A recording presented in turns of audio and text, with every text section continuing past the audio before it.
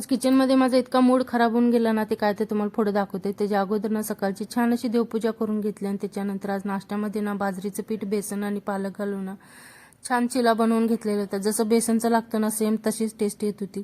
नाश्ता वगैरे करून घेतला आणि त्याच्यानंतर मग थोडंसं टीव्ही बघायला बसलेले आणि मग दुपारच्या जेवणामध्ये ना रात्री छोले भिजत घातलेले होते ते कुकरला लावले.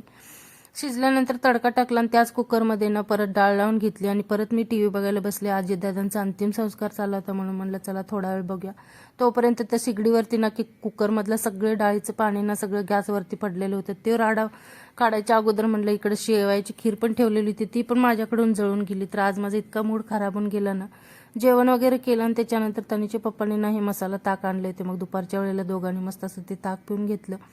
संध्याकाळच्या वेळेला तनीची इवेची टेस्ट होती म्हणून त्याचा थोडासा अभ्यास वगैरे घेतला आणि मग संध्याकाळच्या वेळेला ना 7-7:30 वाजता आम्ही डीमार्टला गेलेलो.